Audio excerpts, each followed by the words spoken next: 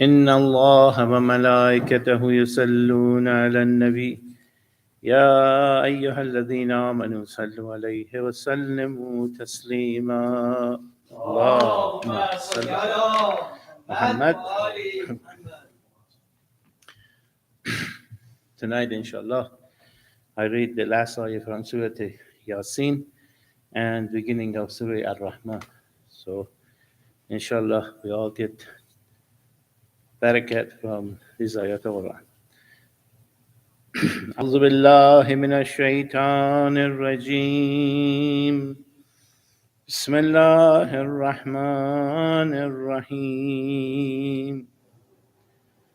إنما أمره إذا أراد شيئا أن يقول له كن فيكون فسبحان الذي بيده ملكوت كل شيء وإليه ترجعون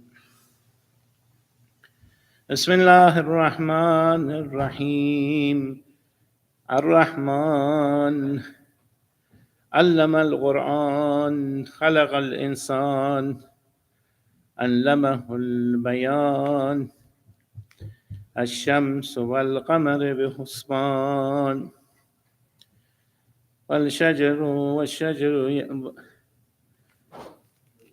والنجم Unfortunately, I can't see. I need glasses.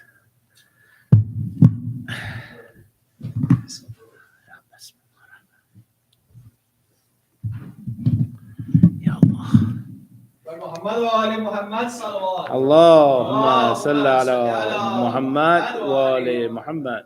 بسم الله الرحمن الرحيم والنجم والشجر يسجدان والسماء رفعها والميزان ألا تطغوا في الميزان وأقيموا الوزن بالقسط ولا تخسروا والميزان صدق الله العلي العظيم اللهم صل على محمد وآل محمد عجل فرجهم أعوذ بالله من الشيطان الرجيم بسم الله الرحمن الرحيم الحمد لله رب العالمين. Today we passed the 6th day of Muharram. The reason we counted because we think about the azar and the matam that we read for every night because we want to remember all the shuhada Karbala. It's a great tragedy, and all over the world people are actually commemorating the Muharram and, as I say, the shuhada. And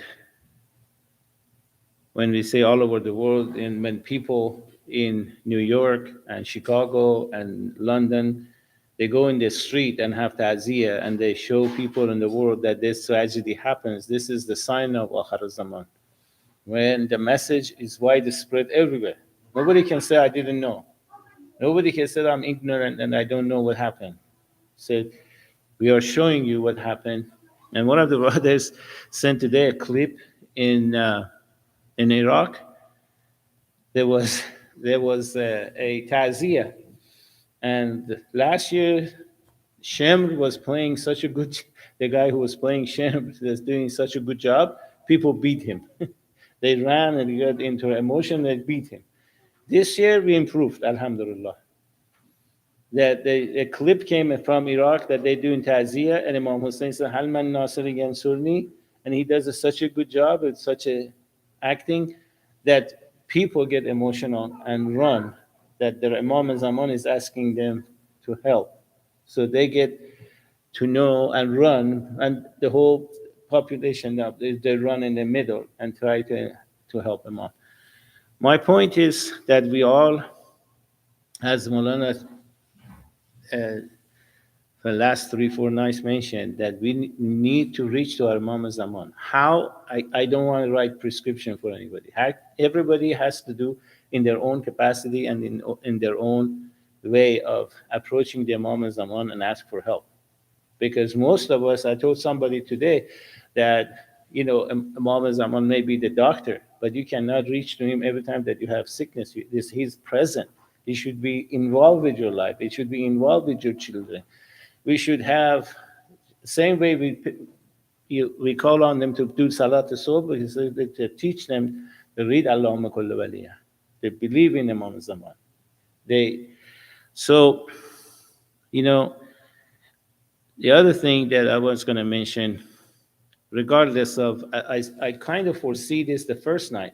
And I told everybody, when you enter the center, you're the Mehman Imam Zaman, you're Mehman, you're the guest of Fatima Az-Zahra. So you have responsibility also. It's not that everybody else has responsibility to do their part. And so I don't have to say Ta'ziyah so till you cry. You should cry anyways. So, and this year, especially since, alhamdulillah, our crowd is getting bigger and bigger. One day they told me this center might not be enough one day. I couldn't believe it. I didn't think in my lifetime I would see that. I saw that last night. We're running out of room. MashaAllah, what are we going to do in Ashura and Tasua? I don't know. But alhamdulillah, the center was built and now is running out of capacity. So we have to start the procedure to look about the future when inshallah our sons and daughters grow up and inshallah they have children and we need bigger center. How we going to do that? Inshallah, is all with the help of Allah subhanahu wa ta'ala. Agha Imam Zaman. What happened in Karbala will happen here. Millions go there and there is Yep. all will come. Yep. So one thing that I experienced in my lifetime, and I'll be honest about it, I've seen it in my own lifetime. When the war in Iran, all the youth, all the Shahada said we have to go to open the way to Karbala. I said, you need to first win them, get our own lands back, then think about Karbala. Well, it happened. And they said that we need to go and get Quds and need to open the road. And now I see that we got to Iraq and Syria. Next door is Israel. So you see, this miracle happened in our life that you can see in the hills, you can call, and the Israelis will hear Halman Nasiri Yansuri.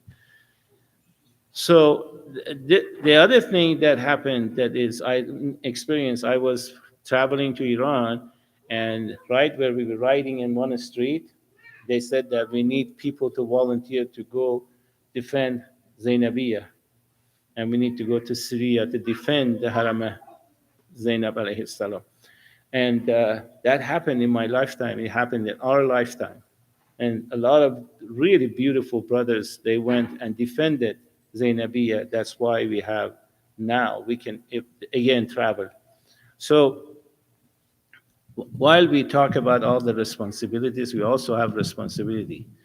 When we attend the center, each and every one of us have to be our own best behavior. We keep saying that we have the angels present here because there's a majlis for Shuhadai Karbala, for Imam Hussein and his Ahl Bayt. And so therefore, we also have a responsibility to do our best to help them, make sure all the Zahirin, everybody is in comfort and is treated fairly. And inshallah, I want to remind this, that if we say anything, if we do anything, is we want to behave and do our best to do the khidmat, and inshallah accepted by Allah subhanahu wa ta'ala, by Imam Zaman. And we have shortcomings, we are humans, and we don't intentionally say or do anything that offend anybody. And inshallah, we need forgiveness and also tolerance. Tolerance is very important.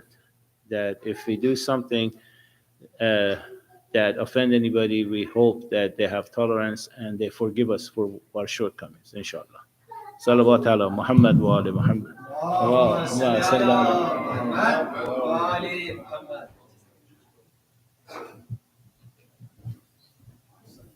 پر محمد و آل محمد صلوات. اللهم صل على محمد وآل محمد وعجل فرجهم. For the love of the Holy Prophet and his holy family, please recite the second salawat. Allahumma salli ala Muhammad wa ali Muhammad. For the reappearance of our awaited Savior, please recite the third salawat.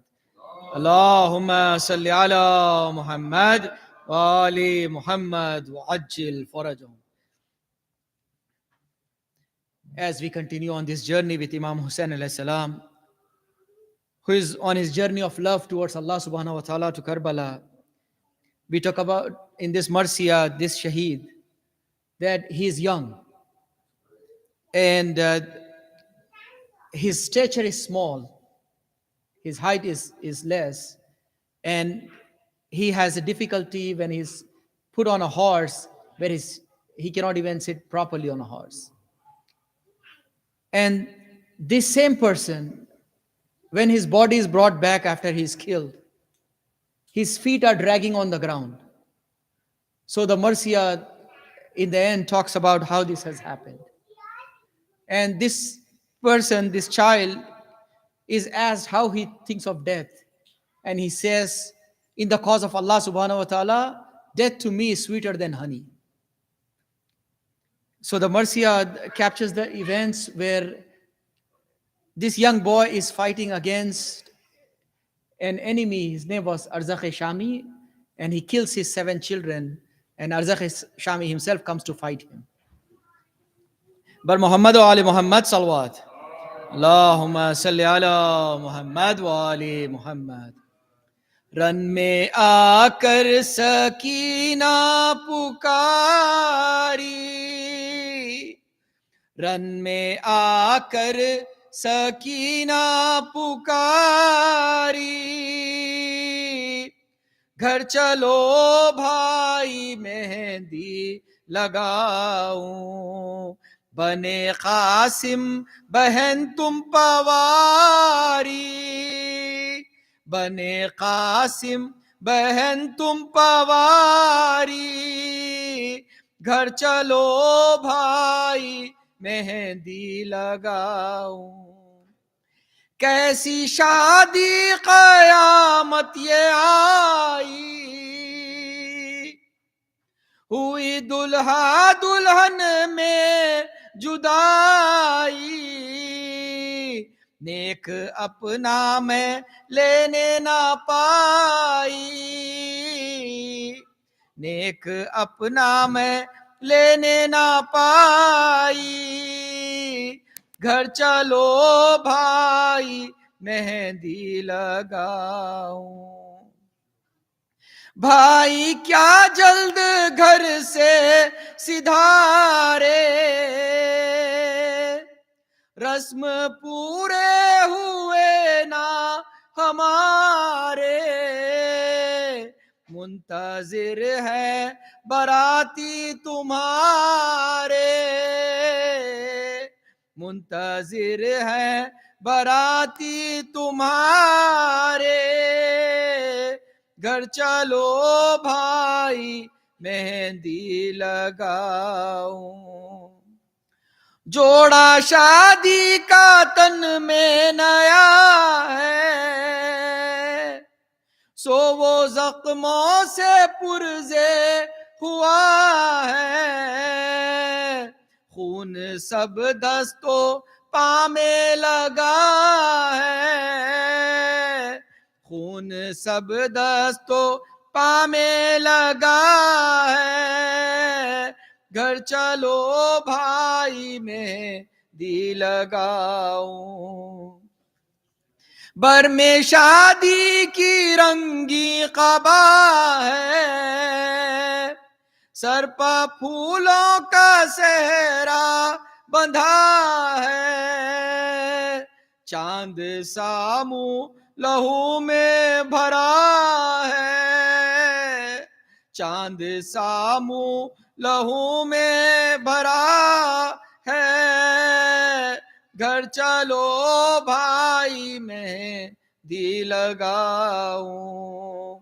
رن میں آ کر سکینہ پکاری. صلوات اللہم صلی علی محمد. زخمی جو رن میں خاصی میں گل پیرہن ہوا، پیدا شہانہ جوڑے سے رنگ کفن ہوا، باغ جنا رسول کو بیت الحزن ہوا، اور فوج کی میں شاد ہر ایک تیغ زن ہوا. غل تھا کہ رون ڈالا ہے لشکر کے باغ کو، ہاں غازیوں بجھا دو حسن کے چراغ کو، ہاں غازیوں بجھا دو حسن کے چراغ کو. گھبرا گئے یہ سن کے صدا سرور انام، عباس نامور سے یہ اس دم کیا کلام. لو بھائی جنگ ہو چکی قصہ ہوا تمام، آیا سوئے یتیم حسن موت کا پیام. ہم شکل مصطفیٰ کو بلا لو پکار کے، مانگو دعا سروں سے امامے اتار کے، مانگو دعا سروں سے امامے اتار کے. یہ کہیں کہ قبلہ رو ہوئے سلطان کائنات، درگاہ کبریا میں دعا کی اٹھا کے ہاتھ. اے خالق زمینوں زماں رب پاک ذات، ان ظالموں کے ہاتھ سے قاسم کو دے نجات. تو حافظ جہان ہے کریم الرحیم ہے، یا رب بچا اسے کہ یہ بچہ یتیم ہے، یا رب بچا اسے کہ یہ بچہ یتیم ہے. نکلا یہ سب کے منہ سے کہ ہے حسن کے لال، زینب نے اٹھ کے کھول دیے اپنے سر کے بال. سینے میں ہل گیا دلے بانوئے خوش قصال، چلائی ماں گزر گیا کیا میرا نو نہال. عابد کا تب سے گرم بدن سرد ہو گیا، قاسم کے چھوٹے بھائی کا منہ زرد ہو گیا، قاسم کے چھوٹے بھائی کا منہ زرد ہو گیا. چلائی رو کے زوجے عباس نوجوان، یا رب ہے تو یتیم حسن کا نگاہ باں. سن کر یہ غل دلہن کے بھی آنسو ہوئے رواں، لے کر بلائیں ساس پکاری کے میری جان. خالق کرے گا رحم نہ آہو بکا کرو، دولہا پا بنی ہے میں صدقے دعا کرو، دولہا پا بنی ہے میں صدقے دعا کرو. یا رب دلہن بنے مجھے گزری نہ ایک شب، دولہا جو مر گیا تو مجھے کیا کہیں گے سب. اب تک تو شرم سے نہ ہلائے تھے میں نے لب، پر کیا کہوں کہ اب ہے میری روح پر تاب. شبر کے آفتاب کا وقت غروب ہے، دولہا سے پہلے مجھ کو اٹھا لے تو خوب ہے، دولہا سے پہلے مجھ کو اٹھا لے تو خوب ہے. غش میں جھکا فرس پا جو وہ غیرت خمر، مارا کسی نے فرق پائے گرز تان کر. برچھی لگی جو شیش کی ٹکڑے ہوا جگر، گرتے تھے اسپ سے کہ کمر پر لگا تبر. طارق کی تیغ کھا کے پکارے امام کو، فریاد یا حسین بچا لو غلام کو، فریاد یا حسین بچا لو غلام کو۔ جھپٹے جو شاہ فوج پر چمکا کے ذوالفقار، بجلی گری یزید کے لشکر پر ایک بار، اس غیظ میں یمین سے جو آئے سوئے یسار، بھاگے پھرا کے گھوڑوں کی باغوں کو سب سوار، بھاگڑ میں خون سے رن کی زمین لال ہو گئی، دولہا کی لاش گھوڑوں سے پامال ہو گئی، دولہا کی لاش گھوڑوں سے پامال ہو گئی۔ صلوات اللہم صلی علی محمد۔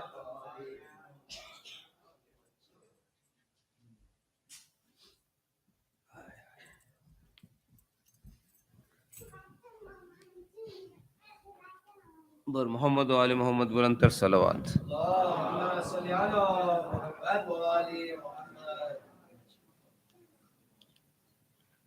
حضرت سکینہ کے مصائب کے دو بند۔ کیا اندھیرا ہے پھوپھی، کیا اندھیرا ہے پھوپھی، شمع منگوائیے ورنہ میں نہیں جینے کی، کیا اندھیرا ہے پھوپھی، آج کی شب کو بھی کیا بابا نہیں آئیں گے، مجھ کو تڑ پائیں گے، مجھ کو تڑ پائیں گے، ان کے سینے پر اگر سوتی تو نیند آ جاتی، کیا اندھیرا ہے پھوپھی، بابا آ جاتے تو پھر شمر کو ہوتا معلوم، کون ہے یہ معصوم، کون ہے یہ معصوم، کیا سمجھ کر یوں مجھے گھڑکیاں دیتا ہے شقی، کیا اندھیرا ہے پھوپھی، پانی لانے کو کہا روٹھ گئے مجھ سے چچا، آپ ہی سوچیں ذرا، ہوتے امو تو میں اس طرح تماچے کھاتی، کیا اندھیرا ہے پھوپھی، شمع منگوائیے ورنہ میں نہیں جینے کی، کیا اندھیرا ہے پھوپھی۔ اللہ وسلم۔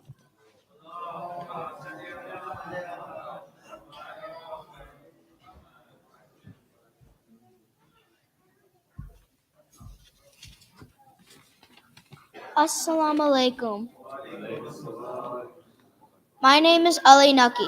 Today I will be telling you about the story of An and Muhammad, the two sons of Bibi Zainab. Their mother sacrificed their own children for Islam. Were they sad? Yes. Even the children said, yes, we will go fight for Islam. They did not say, no, I am too tired, or this and that. They got up and fought for Islam. So the least we all can do is follow their footsteps. An and Muhammad had taught us a very good lesson, to never ever give up on Islam. I will now tell you the story of An and Muhammad. Now imagine the army of Imam Hussein. He barely has 72 men standing by his side, and not even all of them are adults. Some of them are kids like An and Muhammad. Tonight, let us first comfort those mothers of Karbala who are proud to sacrifice their children for Islam. Why did they let their children die in Karbala? Because they know Hussein is on the right path and that they would be saving Islam and themselves from the hellfire. Now let us focus on Karbala. It was the 9th of Muharram. We call this time Ashura night. In Karbala, no one could sleep because of Ashura night. Men spent the whole night praying and reciting du'as. Women spent the whole night preparing their children. The 10th of Muharram is called Ashura Day, which is the day the battle in Karbala began. What were mothers doing? They were preparing their children. They did not say, "No, do not go, please stay with me." They said, "Go sacrifice your life and go fight for Islam." Why? Don't these mothers love their children? Of course they do. They have the heart of a mother. So why? Because they knew Hussein was on the right path, and because they knew their sacrifice would save Islam, and because they knew Allah would be pleased with them. Now let us listen to what the mothers of Karbala are saying to their children.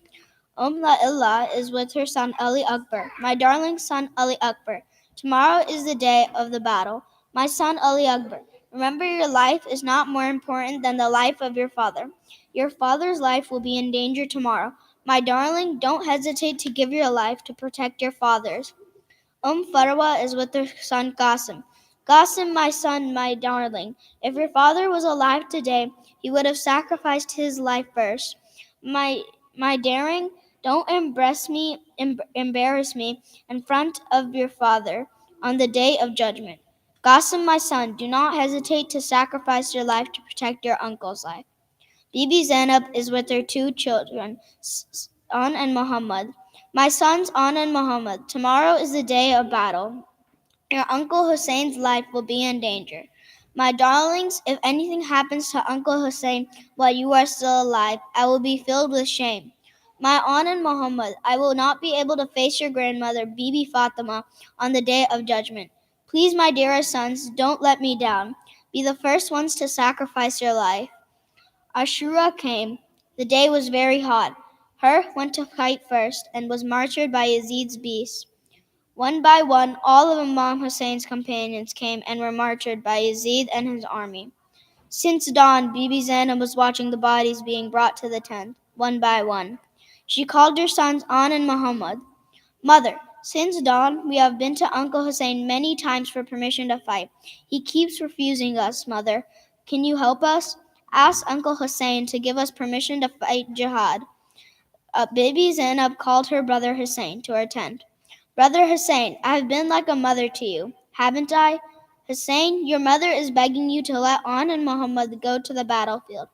Zainab, my sister, jihad is not wajib on children. How can I let my sister's sons be killed while I am still alive? No, Zainab, no. Hussein, my brother, if Ali Akbar dies before An and Muhammad, how will I be able to face our mother on the day of judgment? My brother, I will be filled with shame. Please, brother, let them go. Hussein saw the disappointment on Zainab's face. Her eyes were filled with tears. Hussein put his arms around An and Muhammad and led them to their horses. He kissed them and helped them mount their horses. Go, go, and show those beastly men that you have the blood of Jafar and Ali in your veins. An and Muhammad looked at their mother and said, Fi aman Allah, mother, fi aman Allah, mother, fi aman Allah, my sons.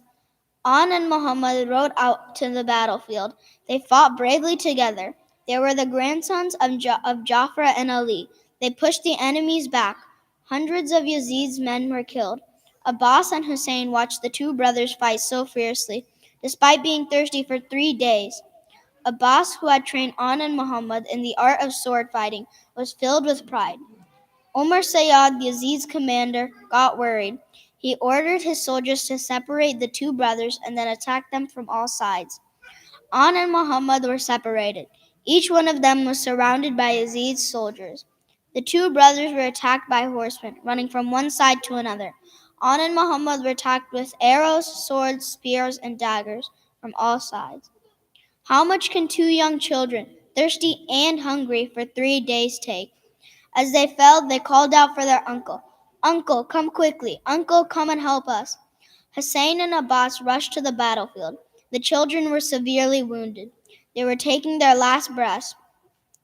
Uncle, give our salam to our mother. Uncle, please tell our mother that just as she had told us, we did not go towards the river. Imam Hussein and Abbas carried the two young bodies to the tent. Ali Akbar cried out, My brothers An and Muhammad have been killed. Zainab heard the cry from a tent. She did not cry. She laid her masala and performed a sajda. Ya Allah, I thank you for accepting my sacrifice. Ya Allah, I am proud of my two sons who have given their lives for Islam. An and Muhammad's bodies were laid on the floor. The ladies gathered around. They cried and did matam. Ya Anna, Ya Muhammada, Ya Anna, Ya Muhammada. Inna lillahi wa inna ilayhi raji'un. We are from Allah and to Him we shall return. Salawat.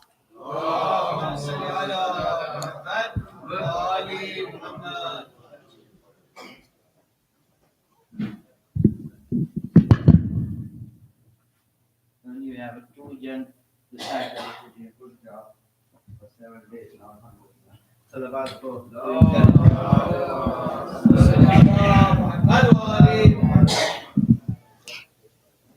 أعوذ بالله من الشيطان الرجيم بسم الله الرحمن الرحيم والسماء ذات البروج واليوم الموعود وشاهد ومشهود قتل أصحاب الأخدود النار ذات الوقود إذ هم عليها قود وهم على ما يفعلون بالمؤمنين شهود وما نقموا منهم إلا أن يؤمنوا بالله العزيز الحميد الذي له الملك السماوات والأرض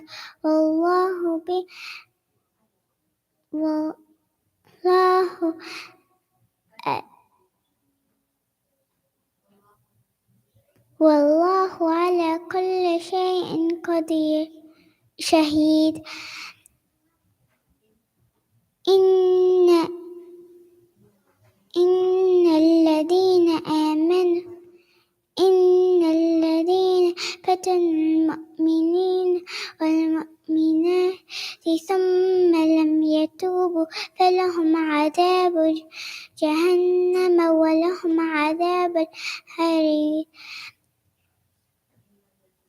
إن الذين آمنوا وعملوا الصالحات فلهم أجر جنات تجري من تحتها الأنهار ذلك الفوز الكبير إن بطش ربك لشديد وهو الغفور إنه هو غفور يبدئ ويعيد وهو الغفور الودود ذو العرش المجيد فعال لما يريد هل أتاك حديث الجنود فرعون وثمود بل الذين كفروا في تكذيب والله من ورائهم محيط بل هو قرآن مجيد في لوح محفوظ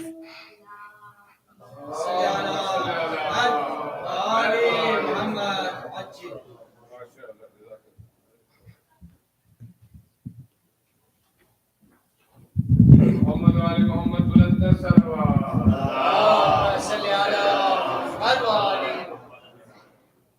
Assalamu alaikum. I'm going to recite Surah Al-Qiyamah. Bismillah ar-Rahman ar-Rahim. لا أقسم بيوم القيامة ولا أقسم بالنفس اللوامة أيحسب الإنسان أن لن نجمع عظامه بلى قادرين على أن نسوي بنانه بل يريد الإنسان ليفجر أمامه يسأل أيان يوم القيامة فإذا برق البصر وخسف القمر وجمع الشمس والقمر يقول الإنسان يومئذ أين المفر كلا لا وزر إلى ربك يومئذ المستقر ينبأ الإنسان على نفسه بصيرة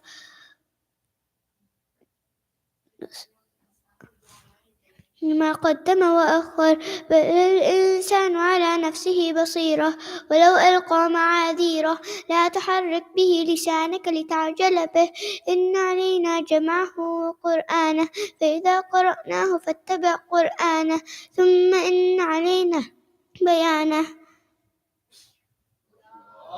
صل على محمد وآل محمد.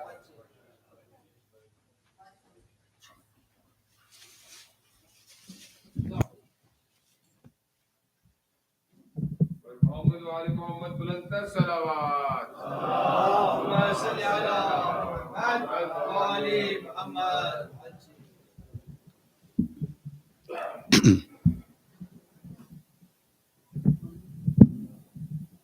محمد وآل محمد صلوات. اللهم صل على محمد وآل محمد.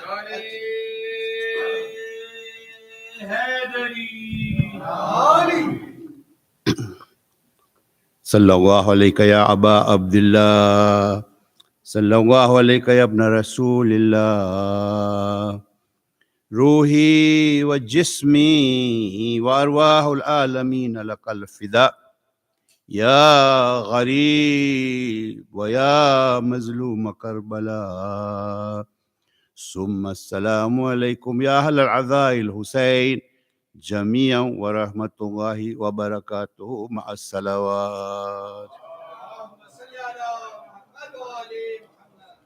أما بعد فقد قال الله سبحانه تبارك وتعالى في كتابه المجيد بسم الله الرحمن الرحيم يسألك الناس عن الساعة قل إنما علمها عند الله وما يدريك لعل الساعة تكون قريبا صلوات.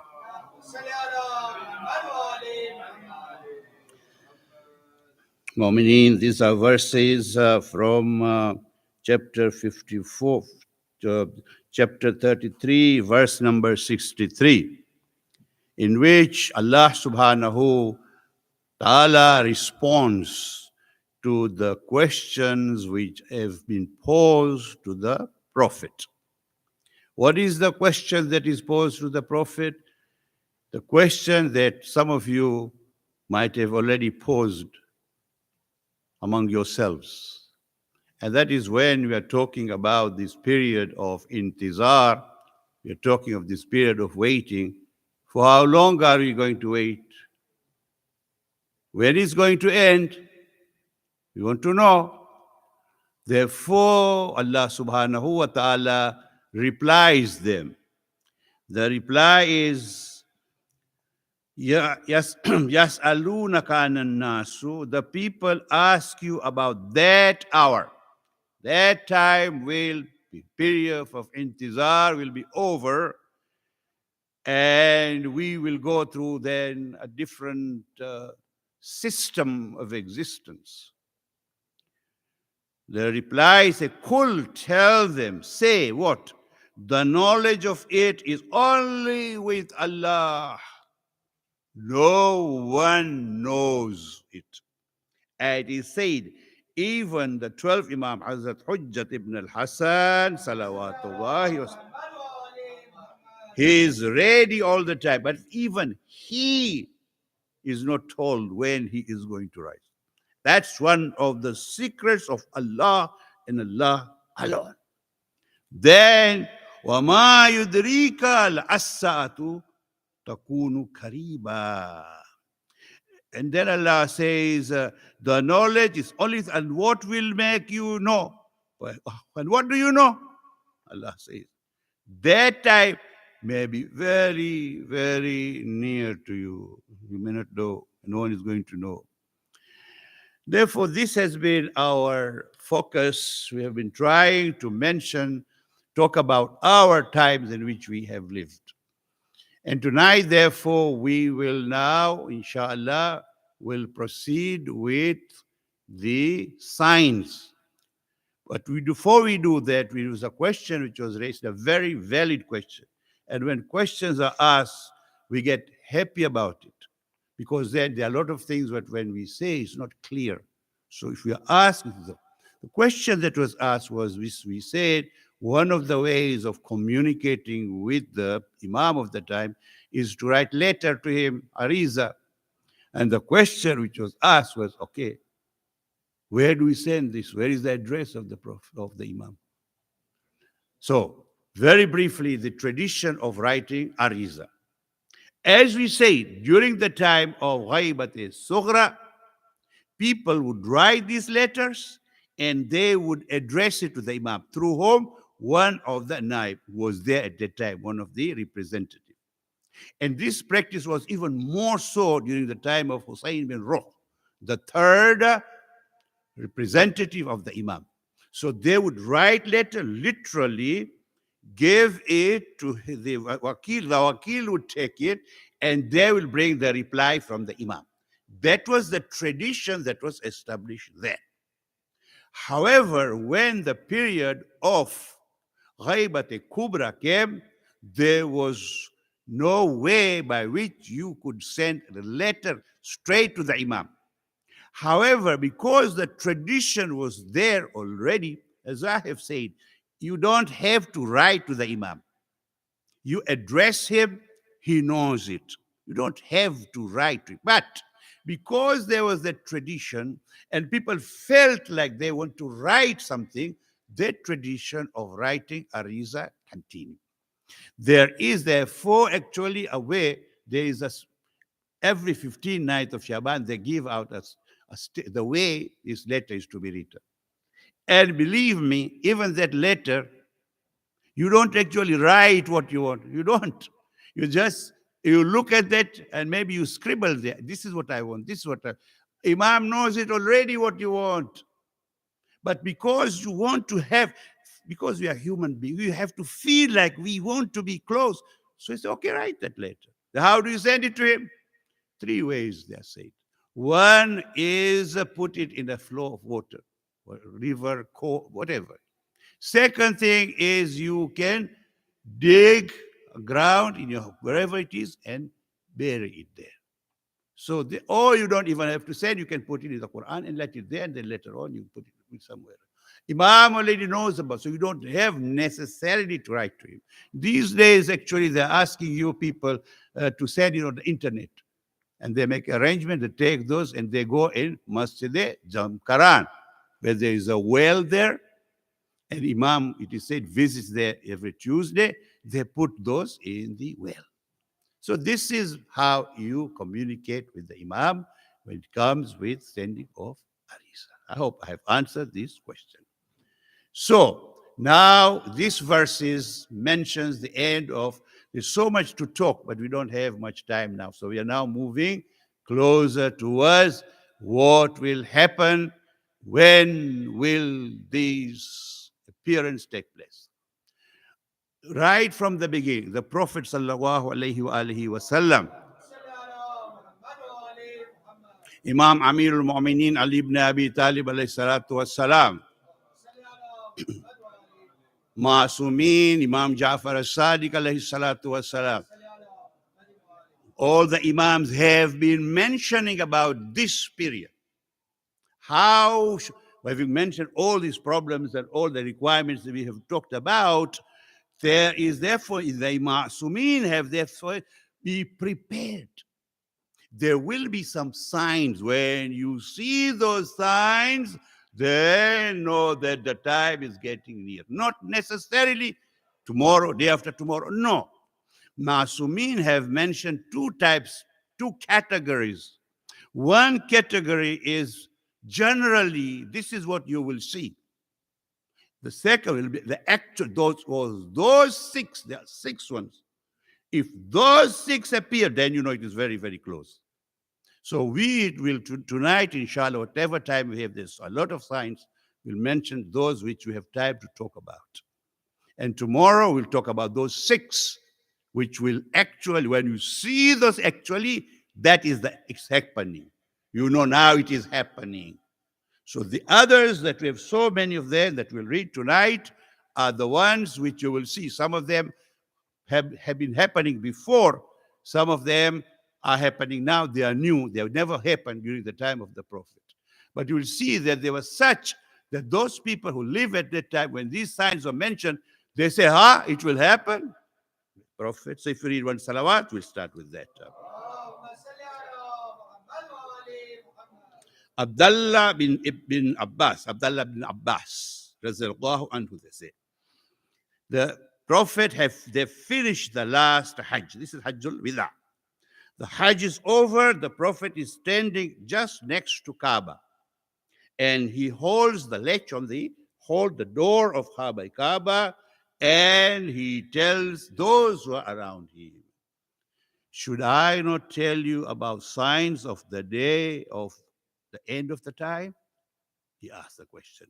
The one who was very close to him was Salman al-Muhammad, or we call him Salman al-Farsi. And therefore, Ya Rasulullah, surely tell us. Then the Prophet says, among the signs, now he mentions these signs, which I'll mention very fast. I won't have time to talk about the details of these signs because time is very important for us so that we can have all the programs and those who are mu'mineen can be accommodated. Read one salawat and we'll start with that. Number 1, people will neglect the prayers.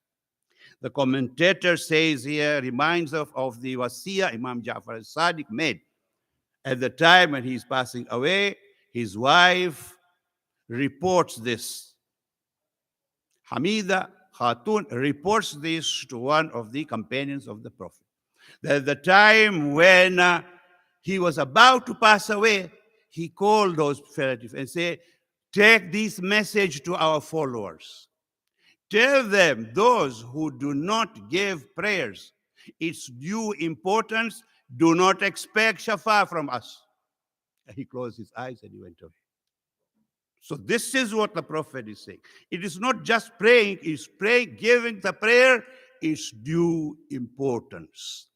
This is what he said. The time will come, prayers will not be given its due importance. That is the first thing that you will say.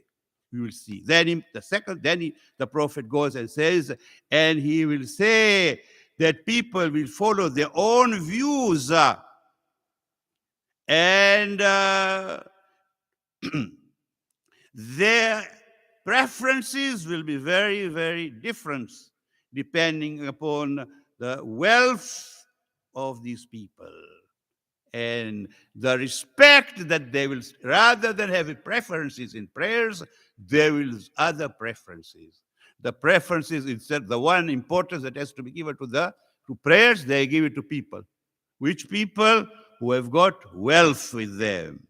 And therefore, people will sell religion for worldly benefits.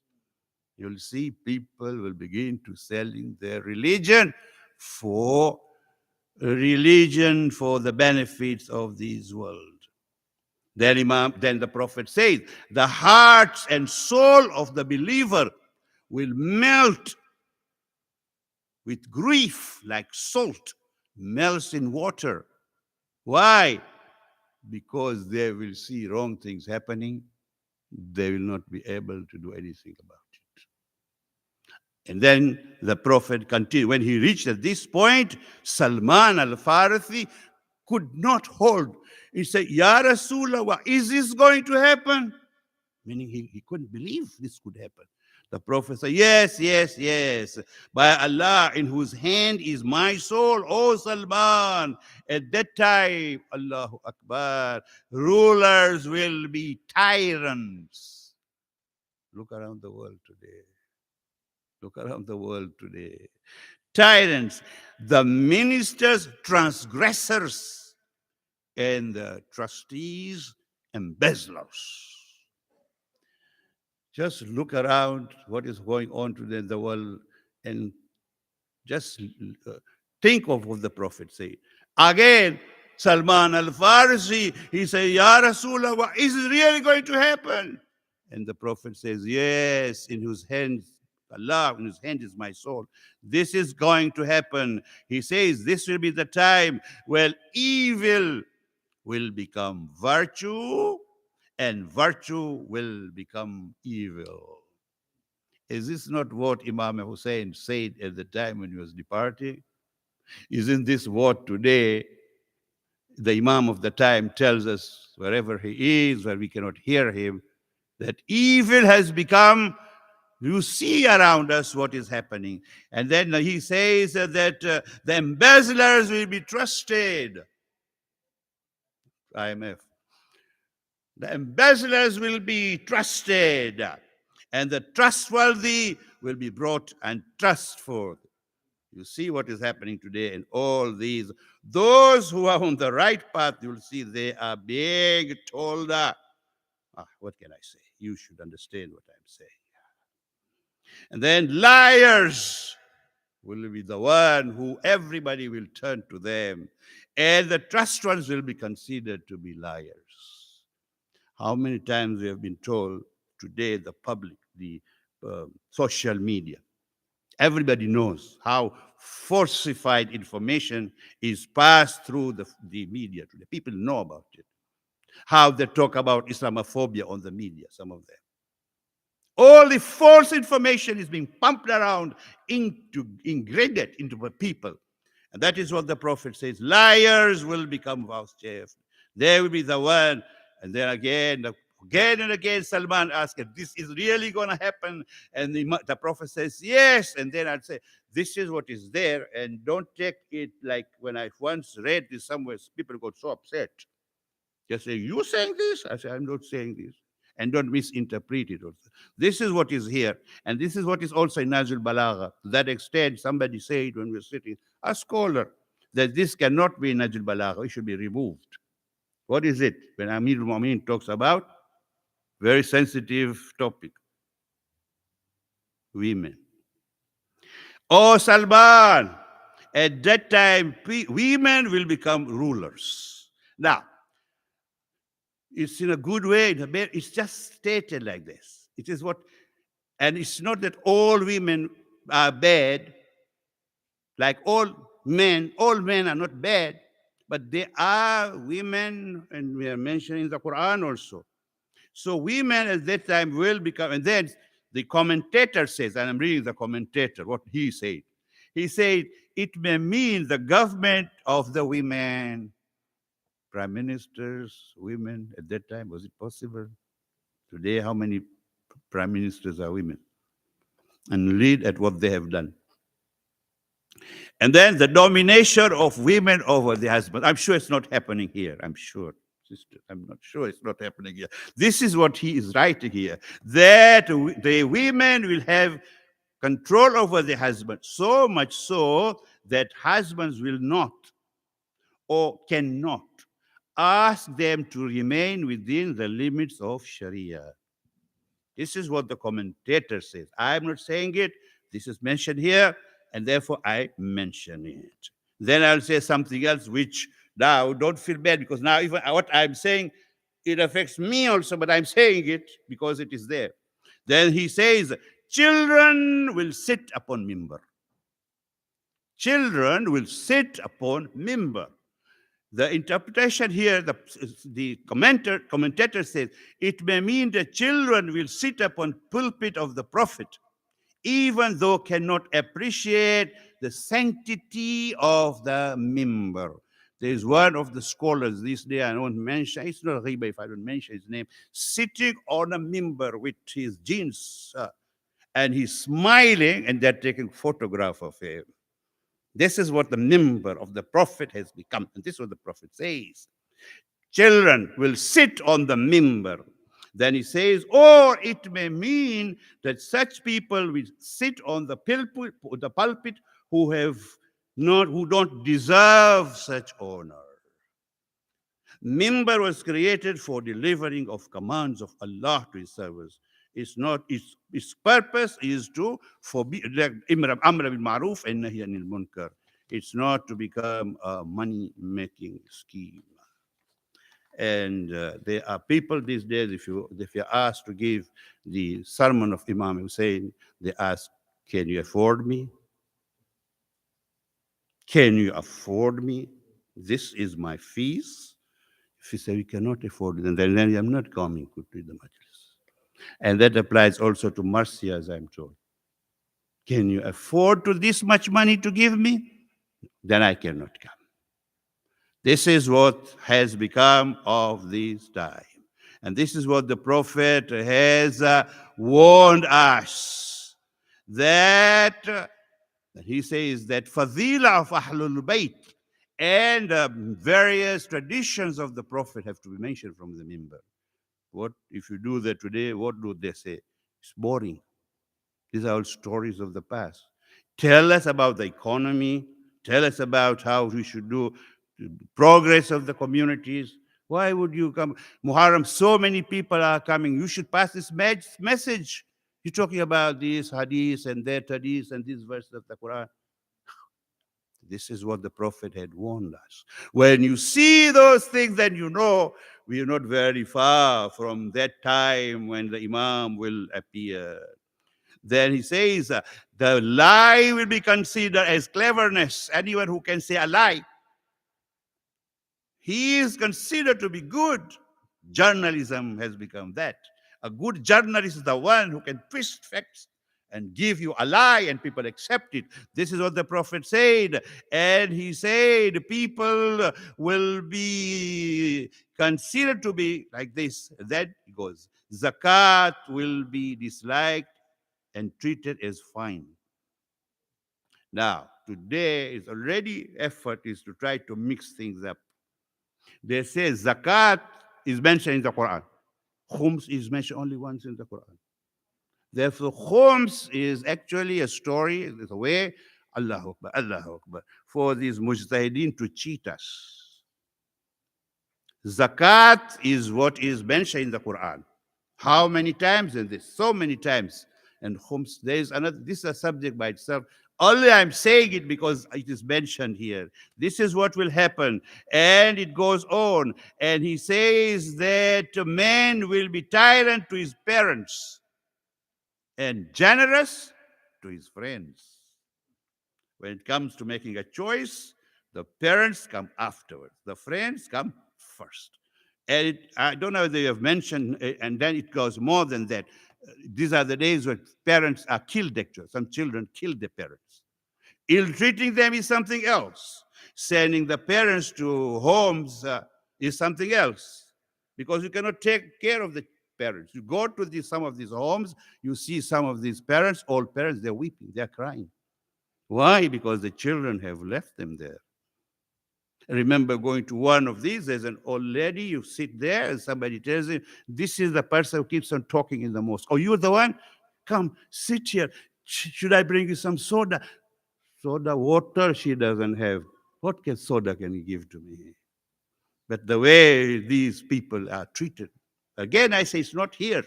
I'm not talking about this community here. Alhamdulillah, I see all people sitting here who are younger than the children. Why? Because the children are taking care of them. So this is somewhere else. Then it continues. Say, oh Salman.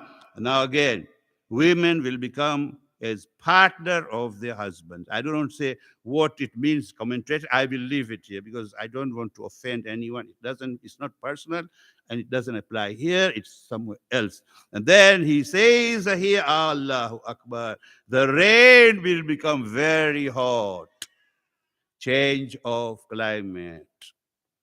Where it never rained, you will see rain. And where there was rain, there is no rain. And when there is rain, you have lived in this area, and of late you have seen what rain has been doing. And this is what the prophet had said. There will be this change. And then at that time, virtuous people will remain sorrowful.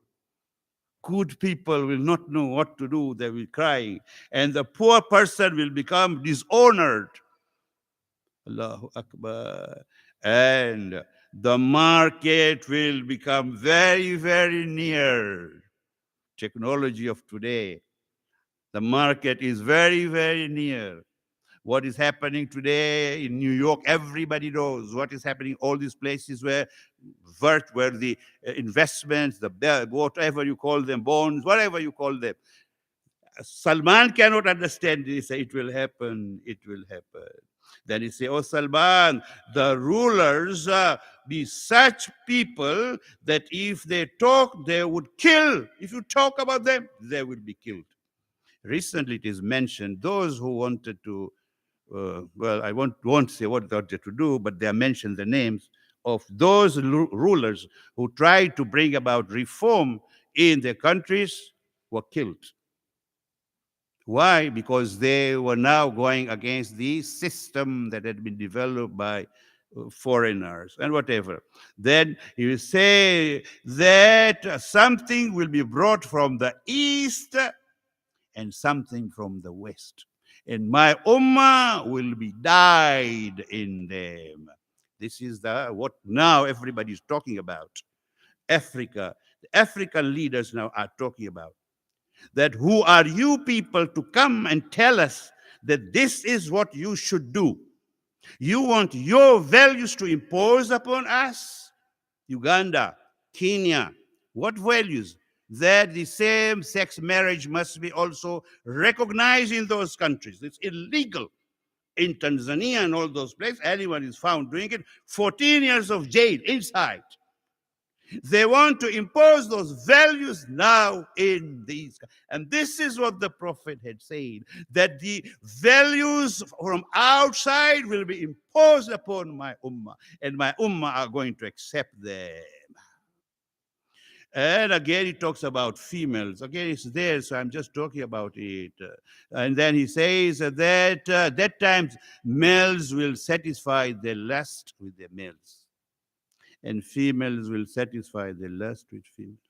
And the minor boys will be, I'm stopping here. You know what's happening right now. This is the Prophet saying that time. Not only this, but there is also going to affect their children. I'm stopping. I'm not going to say anything more than that. Females will look like male, and male will look like female. This is what the Prophet said.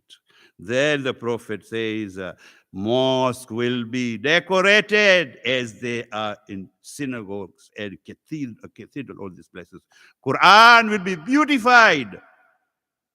And says, and the minarets will be high. Look at Dubai, look at all these other countries.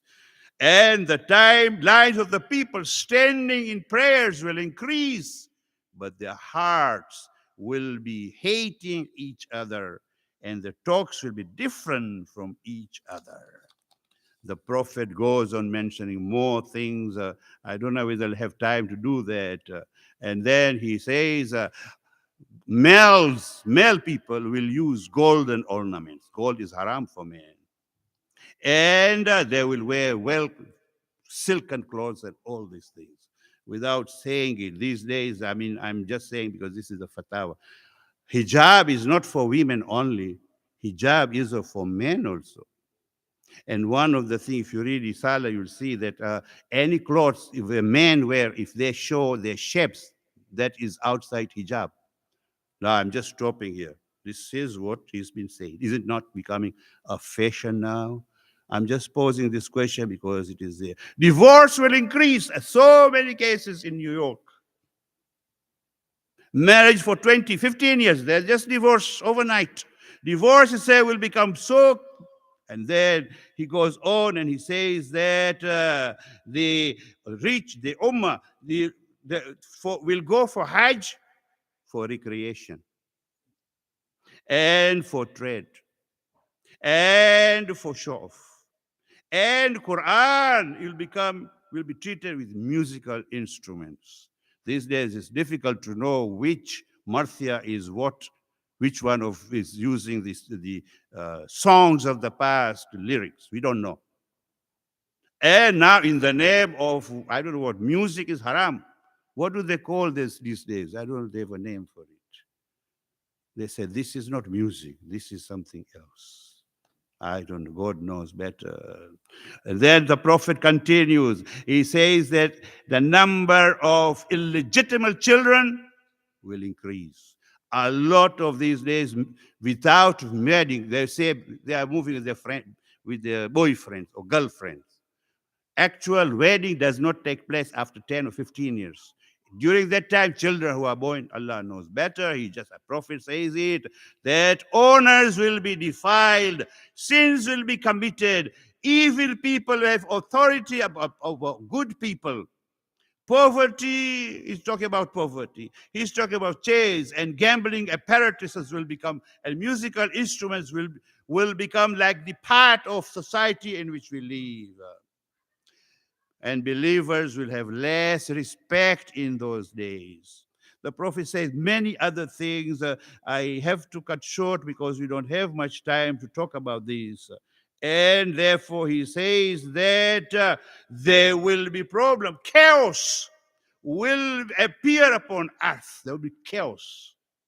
And every nation will think that chaos is only in their land.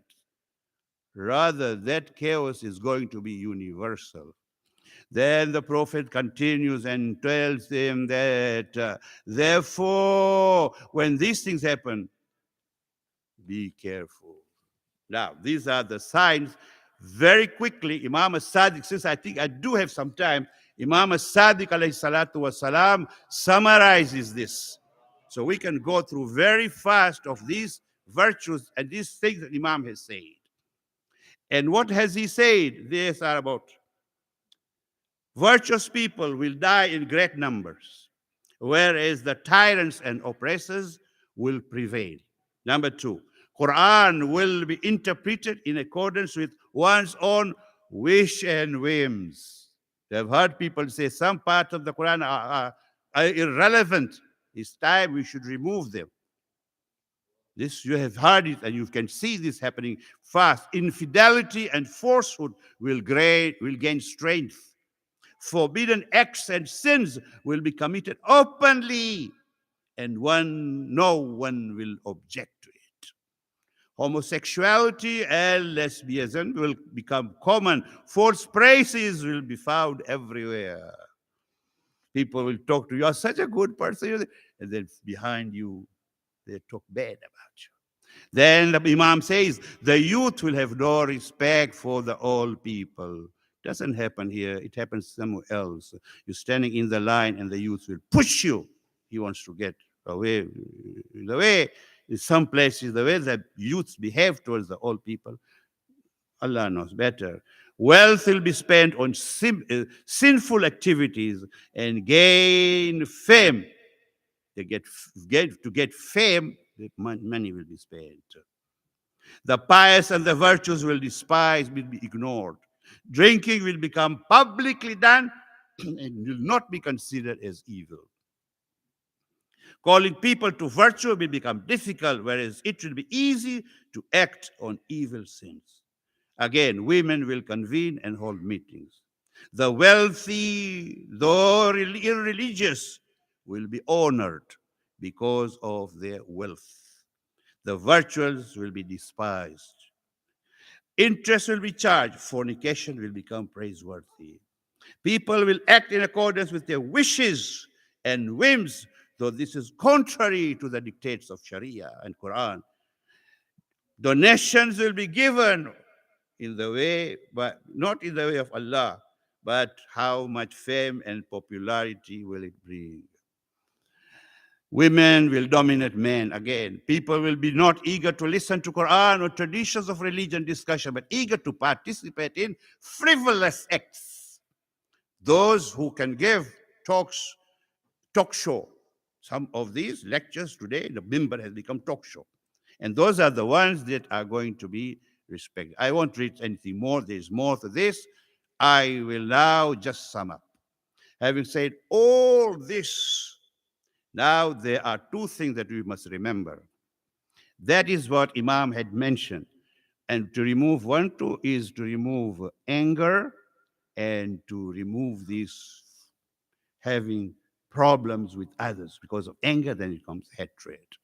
Your community, and this I say it just because it is there, and this is the sum up. And I'm not saying it because of your community. Every time when we go in any community, we say that. What do we say? We say that the Imam of the time is very happy, and I've said it, very happy. He's so happy to say each one of you, and he is praising and asking Allah to give his most beneficial benefits to you, all of you. All of us, therefore, we are here to serve the cause of Allah. And the Imam is very happy. And what will make the Imam even very, very happy? When he says, each of us is happy. When you come here happy, sad, you go home happy that you have learned. In the case of doing that, there are two things which will have to happen. To go in the house of the Imam, you need the Imam to do for you work. This is the house of Imam. It is not in the house of anyone. It's the house of Imam. Therefore, those who come here are the guests of Imam. Each one of you is a guest of Imam. And Imam looks upon you with pride. These are my guests. And those guests who are coming, they have to be served. So you have those who act as hosts. So you have hosts here and you have guests here. And Allah and Imam looks at both of you with love. Therefore, we are human beings. And a society, this culture is there like yours, for example. It's something which is amazing. This is here, you see cultures, so different cultures all come together. And the functions that are performed are such, that is amazing. But then, as Amirul Mu'mineen has said, Shaitan will try to come here and create problem. Why? Because you are giving happiness to the Imam and to Allah subhanahu wa ta'ala. Therefore, in conducting their services, it is possible that those who are hosts may lay down certain rules. And those rules may sometimes be interpreted by the guests as something which is inconveniencing, or it's not meant that way. Also those who serve also, sometimes they feel that they are being insulted. No one intentionally hurts or wants to insult anyone. It happens. Therefore, all of us, we have to work together. If somebody, for whatever reason, feels that he has been hurt, feel for the sake of Imam. If you tolerate and you do what Imam says, control your anger. How much Imam will be pleased with you? So this is what we need to do. The conclusion, all that I have said is that is the crux of the matter. All that I have said depends on what the Imam had said. All that will happen if you control your anger and you don't have any enmity or bad feeling for anyone else. This is the message of Imam Hussein. This is the message of the Imam. And that's why I'm saying that if anyone is one way or hurt, before you go, say it, Ya Imam, for your sake, I know this man is a good person. Shaitan must have pushed him. Ya Imam, I have no problem with him. And if I have said anything against him, Ya Imam, forgive me. And when you get time, that person whom has hurt you, go to him and do salam to him and go away. This is the message of Allah subhanahu wa ta'ala. This is the message of Karbala. This is what you are sitting here. Allahu Akbar. You don't know what you are. On the night of Ashur, Imam Hussein, when it became clear that there is going to be martyrdom tomorrow, this is exactly how they were sitting, and Imam was standing in front of them. And he told them, you know what is going to happen tomorrow. Habib, this is your position. Zuhair, this is your position. Habib, and there was a young boy by the name of Qasim. Like these young people were sitting here. This is the owner of You have an honor. You are like Qasim. Qasim listens and asks his uncle, you have given this, talked about martyrdom to all of them. How about me? What about we? Imam looks at him and says, Qasim, Allah Akbar. Before I tell you what is your position, tell me, how do you feel? What do you think of death? He says, death on the way of Allah to me is sweeter than honey. Imam says, oh Qasim, you also will be martyred. Qasim, even Ali Asghar is going to be martyred. And look at the walwala and jazba of this young boy. What, uncle, in our presence, people will go in our camps to our ladies? Imam says, no. By that time, all of us would have been martyred. On the day of Ashur, therefore, this is the time when the children of Bani Hashim have given their lives. The children and grandchildren of Aqil had given their lives. The children of Ja'far had given their lives. Now came the time of the children of Ali ibn Abi Talib. And Imam Hassan, being the eldest son of Imam, his son Qasim comes forward and says, oh, my uncle, now let me go. It is said among those people who Imam Hussein was very reluctant to give permission was Qasim. He looked at Qasim. And why? Because Qasim was between 12 and 13 years old. He looks at him. He says, you Qasim, you know what? Whenever I want to see it, remember my brother Hassan, I see you. To me, you are my brother Hassan. You are the representative of my brother Hassan. Qasim, you are too young, Qasim. You can take your mother and go away. He said, no, uncle, I have to go. Ultimately, Imam Hussein said, okay, you will go. But before that, he embraces Qasim, and they all weep, and both of them fall on the ground. It was very hard for Imam Hussein to part with Qasim. Qasim is ready, but they say the martyrs of Karbala, all those who wanted to fight, they had special clothes, as was common in those days. When you go to fight, you have your armor. He says this young boy was so young that there was any piece of cloth that was left, any armor that would fit him. Therefore, Imam Hussein dressed him and said the way he dressed him is like you dressed a man who is about to be buried. Imam Hussein said the boy was so short that Abbas ibn Ali had to lift him and put him on the horse. As he comes to his battlefield, they mention two things about this young boy. One is they said he was so young and he was such that Hamid bin Muslim, the journalist of the time, says, we look as if he looked like a crescent moon that is coming in front of us. The boy was so young, he said, that even the shoes that he was wearing were not very tight enough for him. The man who's standing next to me, Hamid said, I will go and kill this child and make sure that his mother weeps for this child. Hamid bin Muslim says, I told him, why would you want to do that? Look at how young this child is. Why would you want to go and kill this child? Hamid bin Muslim says this man goes forward. Imam Hussein sits there and is watching what is going on. And he said, this young child, who they called, he was a child, the way he showed his bravery, that forces of Yazid were afraid of him and running hither and thither. Umar ibn Saad called out, if this is how you are going to deal with this young boy, what will you do when Hussein comes in front of you? Come on, surround him from all sides and hit him from all sides. For 12 years, boy on the horse, surrounded by the soldiers of Yazid.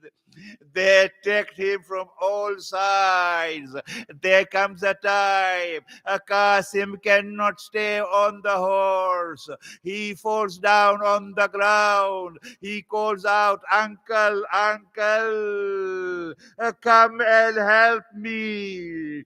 Mu'arriqeen, those who write history, said that when this voice reached Imam Hussein, he stood up and they compare him with a bird, a hunting bird, when that moves towards the target that it wants to get. Hussein moved very fast towards the battlefield, and when he reached there, he saw this person who is about to behead Qasim. Therefore, Imam hits him. The man calls out for help. The forces of Yazid attack. Imam Hussein has to face them. There is so much dust that you couldn't see what was happening. Imam Hussein managed to send that force back, but the consequences was in horses running hither and thither. The body of Qasim was trampled when he was still alive. Imam Hussein, by the time he gets to Qasim, the young boy had already left this world. Imam Hussein stood up. Mu'arriqeen said he looked toward heavens, and then he looked at the chat. Qasim, Qasim, you have left us. Today, we are left with very few friends, and all of them are our enemies. Now Imam Hussein has to take Qasim to there was one camp that Imam has kept for the martyrs who could be brought back.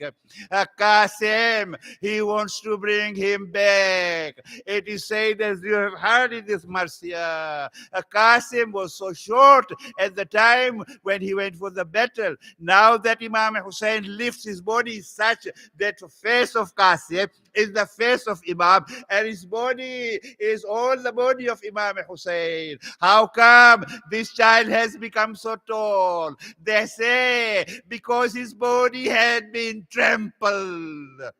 Imam Hussein takes this body of Qasim. He goes to that place where the body of Ali Akbar was lying. Imam Hussein kept the body of Qasim on the other side. In between them, Imam Hussein sat there.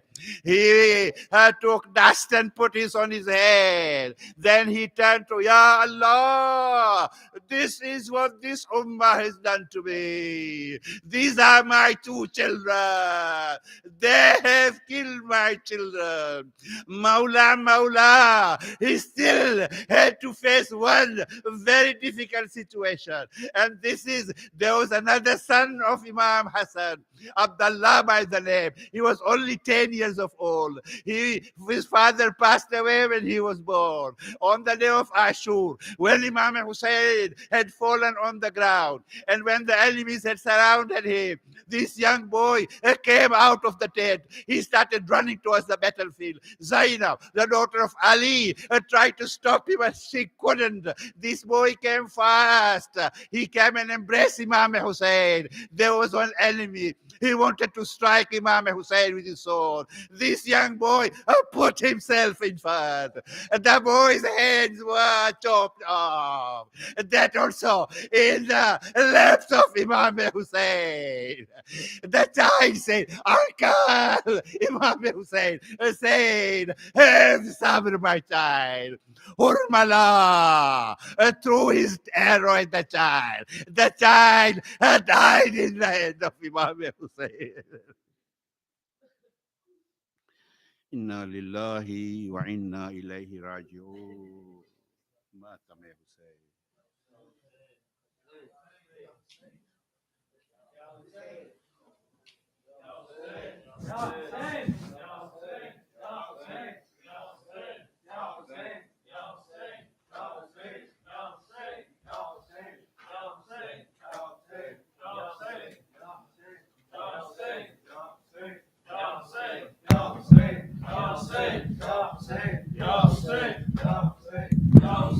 Ya Hussein,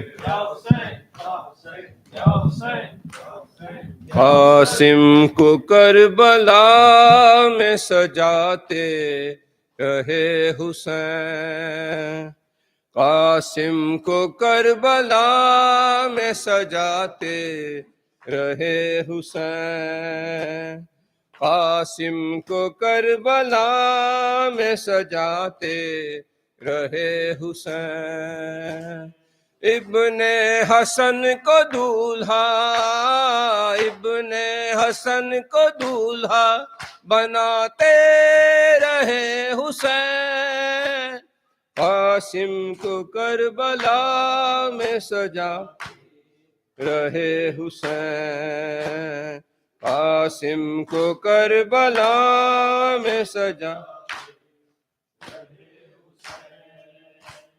مہندی بھی روئی پھوٹ کے صحرا بھی رو دیا،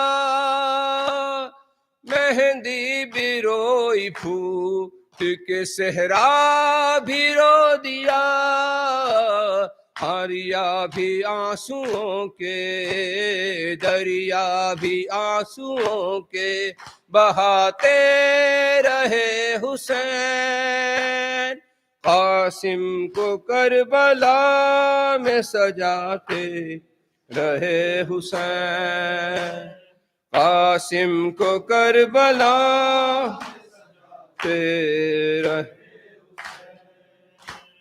قاسم اتر کے زین سے تقسیم ہو گیا، قاسم اتر کے زین سے تقسیم ہو گیا، چادر سمیٹنے کو، چادر سمیٹنے کو بچھاتے رہے حسین، قاسم کو کربلا میں سجاتے رہے حسین، قاسم کو کربلا رہے حسین، گٹھڑی کھلی تو خیمے میں کوہرام مچ گیا، گٹھڑی کھلی تو خیمے میں کوہرام مچ گیا، گٹھڑی میں جو لائے تھے، گٹھڑی میں جو لائے تھے دکھاتے رہے حسین، قاسم کو کربلا میں سجا رہے حسین، قاسم کو کربلا رہے حسین، بیٹھی ہوئی تھی خاک پہ ایک روز کی دلہن، بیٹھی ہوئی تھی خاک پہ ایک روز کی دلہن، رو کے اسے گلے سے، رو کے اسے گلے سے لگاتے رہے حسین، قاسم کو کربلا میں سجاتے رہے حسین، قاسم کو کربلا میں سجاتے رہے حسین، یا حسین یا حسین سکینہ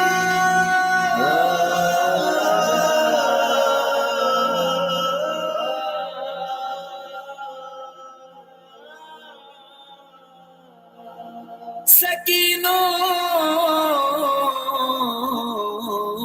جان بابا قربان، قافلہ لٹ گیا برسر کربلا،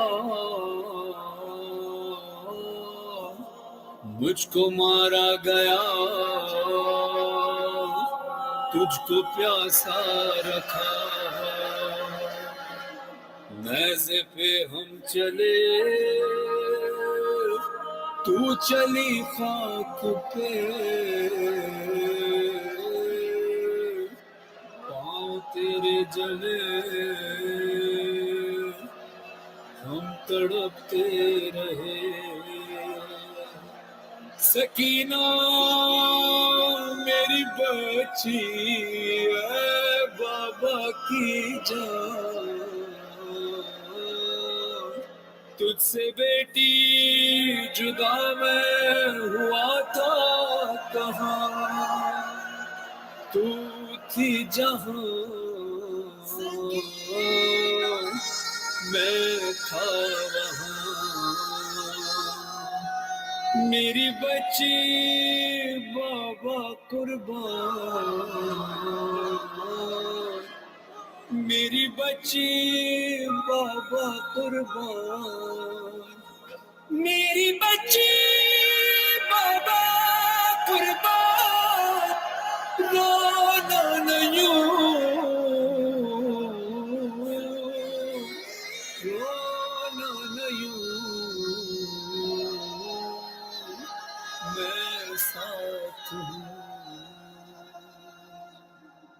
شہ مظلوم کہتے تھے سکینہ سے ابھی بھی شہ مظلوم کہتے تھے سکینہ سے ابھی بھی ہماری اور تمہاری داستاں ہے ایک جیسی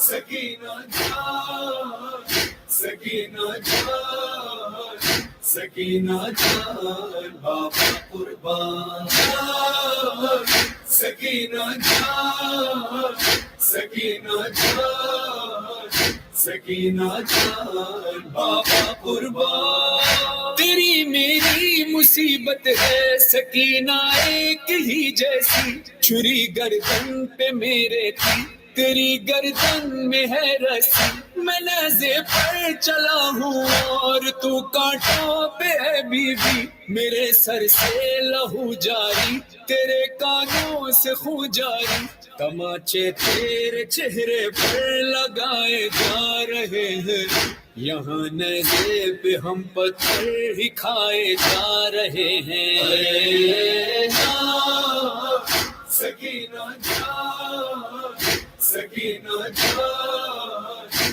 سکینہ جان بابا قربان سکینہ جان سکینہ جان سکینہ جان بابا قربان شاہ مظلوم میں گفتے رقیے بہشتم شاہ مظلوم میں گفتے رقیے بہشتم چقدر انصار نوشتت شد شبیه سر نوشتم سکینہ جان سکینہ جان سکینہ جان بابا قربان سکینہ جان سکینہ جان سکینہ جان بابا قربان رقیه دخترم امشب دلیل آوازاری شد سرم بر نیزه رفتم من تو پایت ناز خاری شد ببین خونه گلویم را که از گوش تو جاری شد تنابت دور گردن مثل تیغ آبداری شد رخ تو خون شده از سیلی سخت لعینان شکسته روی این نیزه سرم از سنگ تفلان سکینہ جان سکینہ جان سکینہ جان بابا قربان سکینہ جان سکینہ جان سکینہ جان بابا قربان لائن کھینچ کر چھینی جو تجھ سے بالیاں تیری ہوا کانوں سے خون جاری صدا اموں کو تو نے دی تیری غربت میرے جیسی میری حالت تیرے جیسی انگوٹھی کے لیے کاٹی ستمگر نے میری انگلی یہاں بیٹی تجھے ناکوں سے گروایا گیا ہے میرے لاشے پہ وہاں گھوڑوں کو دوڑایا گیا ہے سکینہ جان سکینہ جان سکینہ جان بابا قربان سکینہ جان سکینہ جان سکینہ جان بابا قربان. نئی ننی کشند از گوش تو گوشوار هایت شد از گوش تو خون جاری عمویت بود کاشنده من و تو مثل هم هستیم ببین ای دختر بابا عدو هم راه انگشتر برید انگشت دستم را تو آنجا از شتر می افتی بر ریگ بیابان و اینجا نعش من پامال شد بسم اسبان. سکینہ جان سکینہ جان سکینہ جان بابا قربان. سکینہ جان سکینہ جان سکینہ جان بابا قربان. تو چادر کو ترستی تھی کفن کو میں ترستا تھا تیری چادر بنی مٹی کفن میرا سنا سے تیرے ناپوں کا بڑا تھا فاصلہ دکھیا تو بابا کو بلاتی تھی بلاتے تھے تجھے بابا اذیت کا سفر تھا دشت سے کوفے کے در تک تڑپتے باپ بیٹی آ گئے شیری کے گھر تک. سکینہ جان سکینہ جان سکینہ جان بابا قربان. سکینہ جان سکینہ جان سکینہ جان بابا قربان.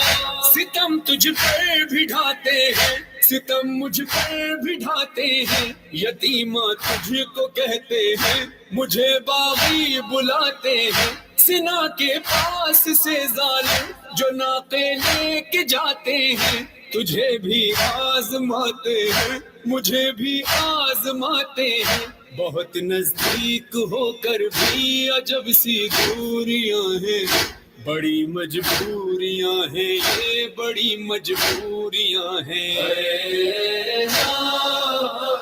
سکینہ جان سکینہ جان سکینہ جان بابا قربان.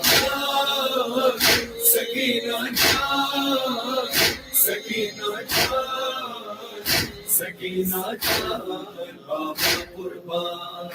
تماچے تو نے کھائے ہیں پتھر کھائے میں نے بھی تیرے رخسار ہیں نیلے میرا چہرہ ہوا زخمی کئی دن کا ہوں میں پیاسا کئی دن کی ہے تو پیاسی گلا ہے خشک تیرا بھی رگیں میری بھی ہے سوکھی ہمارے درد کو سمجھے کوئی اے کاش بی بی میں لاشا ہو کے زندہ ہوں تو زندہ لاش بی بی. سکینہ جان سکینہ جان سکینہ جان بابا قربان. سکینہ جان سکینہ جان سکینہ جان بابا قربان. اسیر ظلم ہے تو بھی اسیر ظلم ہوں میں ہوں تنہا سر مقتل تو ہے زندان میں قیدی یہاں زندان کی گرمی وہاں میدان کی گرمی یہاں سوئی نہیں تو بھی وہاں سویا نہیں میں بھی کبھی تو چین سے سینے پہ سو جاتی تھی میرا سر آج ہے اے لاڈلی سینے پہ تیرے. سکینہ جان سکینہ جان سکینہ جان بابا قربان. سکینہ جان سکینہ جان سکینہ جان بابا قربان. گئے فرحان اور مظہر یہ منظر شام میں دیکھا کہاں بیٹی کی تربت ہے کہاں بابا کا ہے روزہ ہر ایک زائر لرز جائے अगर ये सोच ले जुमला कि शामो करबला के दरमियां है फासला कितना, सकीना और बाबा में जुदाई आज भी है, लबे शबीर पे लोगो दुहाई आज भी है। सकीना जान, सकीना जान, सकीना जान बाबा कुर्बान, सकीना जान, सकीना जान, सकीना जान बाबा कुर्बान, सकीना जान बाबा कुर्बान, सकीना जान बाबा कुर्बान।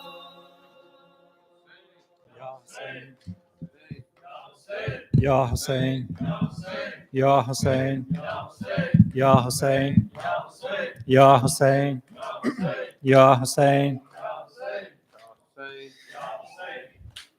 برخیزو ای علمدار، باری دیگر علم زن. برخیزو ای علمدار، باری دیگر علم زن. برخیزو ای علمدار، باری دیگر برخیزو ای علمدار، باری دیگر سقای اطرتی من، سوی حرم قدم زن. طفلان در التهابند، چشم انتظاری یابند. برخیزو ای علمدار، باری دیگر علم زن. برخیزو ای علمدار، باری دیگر علم زن. ماهی روخت به ساحل، در خود نشسته عباس. این قامت بلندت، در خود نشسته عباس. برخیزو ای علمدار، باری دیگر علم زن.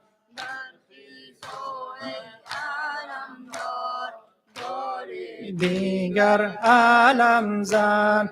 برخیزو خیمه ها را دوباره با صفا کن. دادی تو وعده آب، با وعده‌ات وفا کن. برخیزو ای علمدار، باری دیگر علم زن.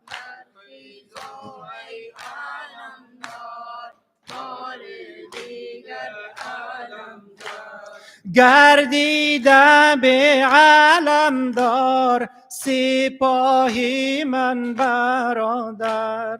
گردیده به علمدار، سپاهی من برادر.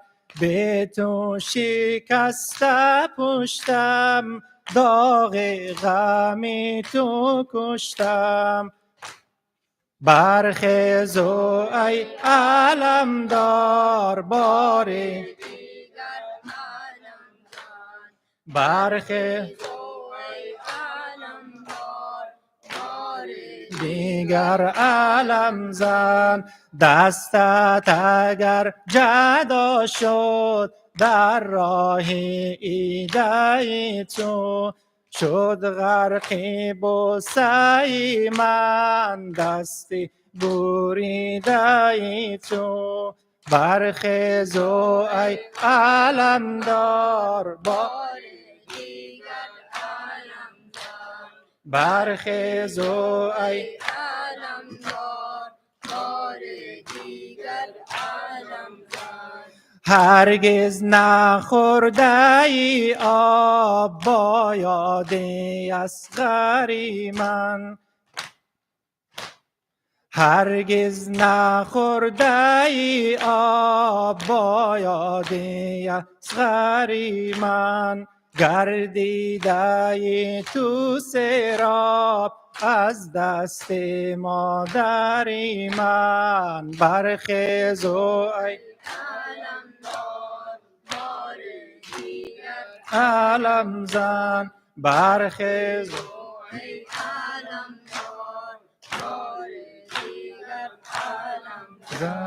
دیگر در این بیابان سرلشکری ندارم، غیر از علی اصغر من یاوری ندارم. برخیز و ای علمدار باری دیگر علم زن، برخیز و ای علمدار باری دیگر علم زن. یا حسین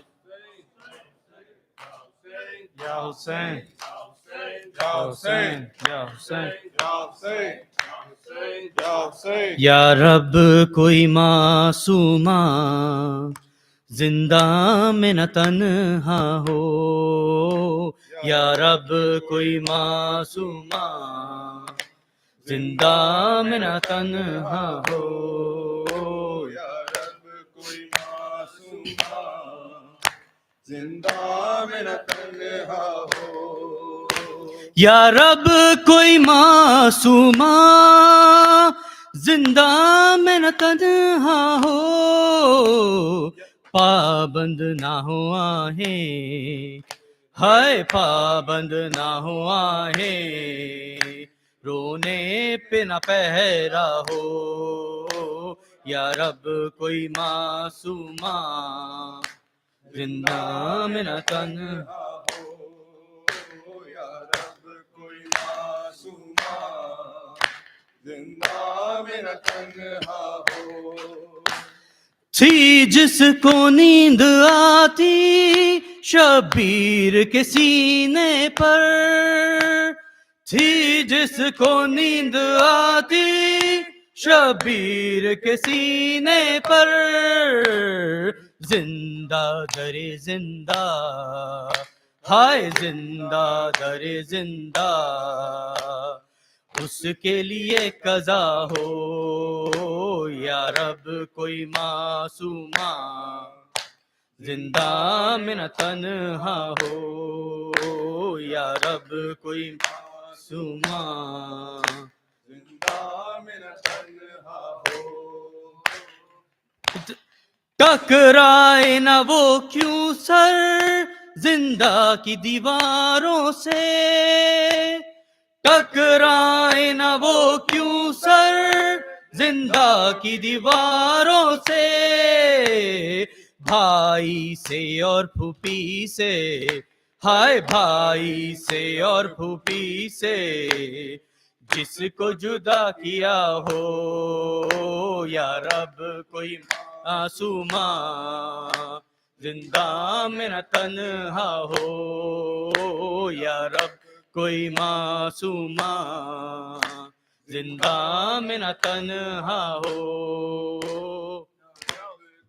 معصومہ زندہ میں نہ تنہا ہو، یا حسین یا حسین یا حسین یا حسین یا حسین یا حسین یا حسین یا حسین یا حسین یا حسین. جهت برآورده شدن حاجات مؤمنین و مسلمین بالاخص حاضرین در مجلس اجماعاً صلوات محمد پسند ختم کنیم.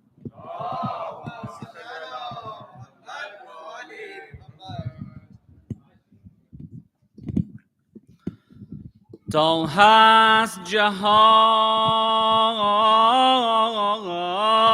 شور محرم باقی است، این جلوه جان در همه عالم باقی است، از ناله نینوای یاران حسین هموار بلب زمزمه غم باقیست. یا مولا یا سار الله اشفع لنا عند الله. یا مولا یا سار الله اشفع. یا مولا یا سار الله. حسین جان حسین جان کربلا شد شاهد یزدایت، شد شاهد یزدایت.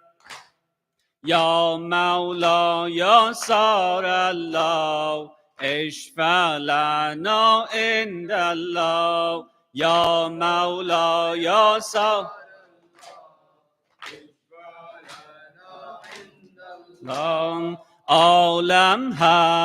عالم هم عزادار، هر جا شده سیه پشت، هر جا شده سیه پشت. یا مولا یا سار الله اشفع لنا عند الله. یا مولا یا سار الله هر طرف غمگینی، هر طرف غمگینی، به دست و سر فتاده، به دست و سر فتاده. یا مولا یا سار الله اشفع لنا عند الله. یا مولا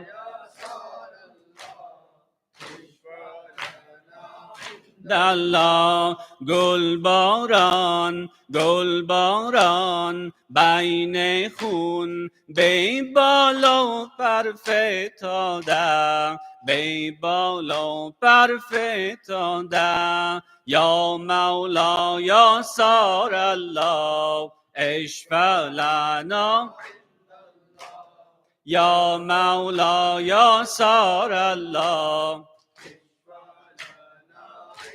لا. جوانم فدا شد، جوانم فدا شد، که تقدیم بر خدا شد. صدایت بر گوشم دیگر است و خاموشم، دیگر است و خاموشم. یا مولا یا سار الله اشفع لنا.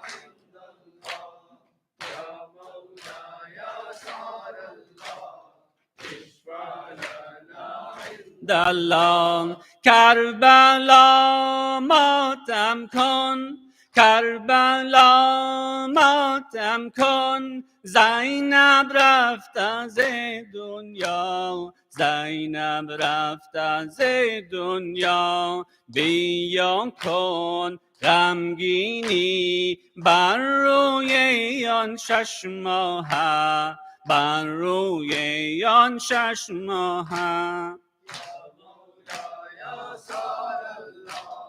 اشفع لنا عند الله. یا مولا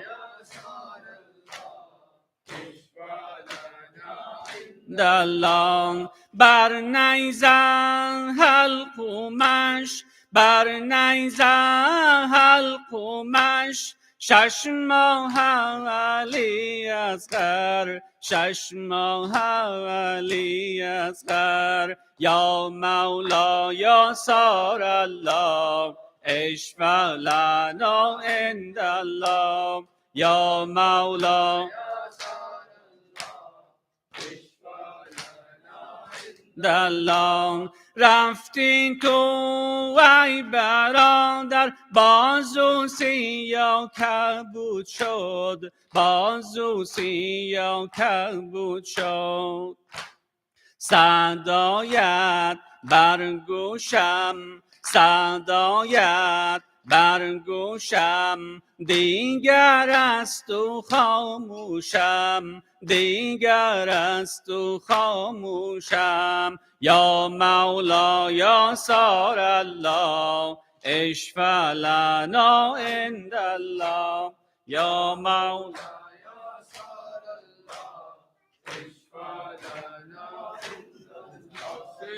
Ya Hussein, Ya Hussein, Ya Hussein, Ya Hussein.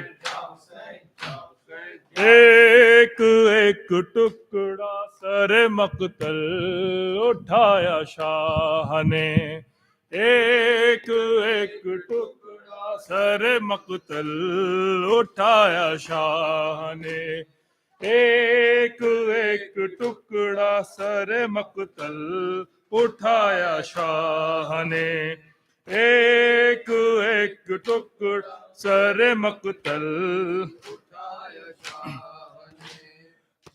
اپنا قاسم ایسے، اپنا قاسم ایسے دوبارہ بنایا شاہ نے، ایک ایک ٹکڑا سر مقتل اٹھایا شاہ نے، ایک ایک ٹکڑا سر مقتل اٹھایا شاہ نے، اپنے دامن میں سمیٹا بھائی کا کمسین یتیم، اپنے دامن میں سمیٹا بھائی کا کمسین یتیم، حوصلہ مقتل میں ایسے آزمایا شاہ نے، ایک ایک ٹکڑا سر مقتل اٹھایا شاہ نے، ایک ایک ٹکڑا سر مقتل اٹھایا شاہ نے، ایک پل کو لڑکھڑائے ہیں قدم خیمے کے پاس، ایک پل کو لڑکھڑائے ہیں قدم خیمے کے پاس، روبرو ایک دن کی دلہن کو جو پایا شاہ نے، ایک ایک ٹکڑا سر مقتل اٹھایا شاہ نے، ایک ایک ٹکڑا سر مقتل اٹھایا شاہ نے، کیسے فرزند حسن تنہا اٹھائیں اس لیے، کیسے فرزند حسن تنہا اٹھائیں اس لیے، اکبر و قاسم کو، اکبر و قاسم کو مقتل میں بلایا شاہ نے، ایک ایک ٹکڑا سر مقتل اٹھایا شاہ نے، ایک ایک ٹکڑا سر مقتل اٹھایا شاہ نے، مادر قاسم سے کہتے بھی تو کیا کہتے بھلا، مادر قاسم سے کہتے بھی تو کیا کہتے بھلا، چپ رہے بس آئے کہہ کر سر جھکایا شاہ نے، ایک ایک ٹکڑا سر اٹھایا شاہ نے، ایک ایک ٹکڑا سر مقتل اٹھایا شاہ نے، جو دم آخر کیا بیٹے نے ماں تجھ پر سلام، جو دم آخر کیا بیٹے نے ماں تجھ پر سلام، فروا وہ رو رو کر یہ بتایا شاہ نے، ایک ایک ٹکڑا سر مقتل اٹھایا شاہ نے، ایک ایک ٹکڑا سر مقتل اٹھایا شاہ نے، وہ عابد بیمار تھا، وہ چلنے سے جو لاچار تھا، شام کا بازار تھا، شام کا ہر مصطفیٰ کی لے کیا مولا حق من یا حسین یا حسین، مولا حق من یا حسین یا حسین یا حسین یا حسین، شب مرکزی بولا دری، شب مرکزی بولا دری، لڑنے سے جو لڑنے پڑی، میری پاون میری، میری پاون میری،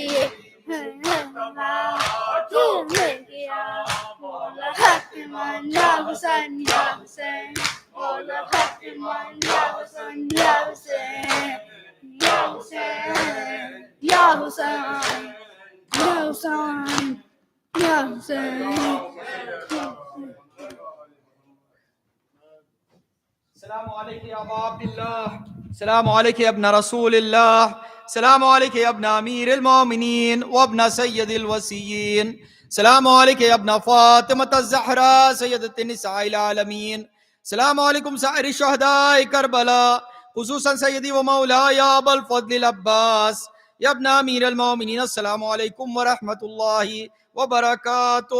السلام علیکم یا غریب الغرباء، السلام علیکم یا معین الضعفاء والفقراء، السلام علیکم یا سلطان یا ابا الحسن یا علی ابن موسیٰ ایہا الرضا، السلام علیکم ورحمۃ اللہ وبرکاتہ۔ السلام علیکم یا صاحب العصر والزمان، السلام علیکم یا شریک القرآن، السلام علیکم یا امام الانس والجان، عجل اللہ تعالی فرجک وسهل اللہ تعالی مخرجک وظہورک، السلام علیکم وعلی آبائک الطیبین الطاہرین، السلام علیکم ورحمۃ اللہ وبرکاتہ۔ نعرہ حیدری،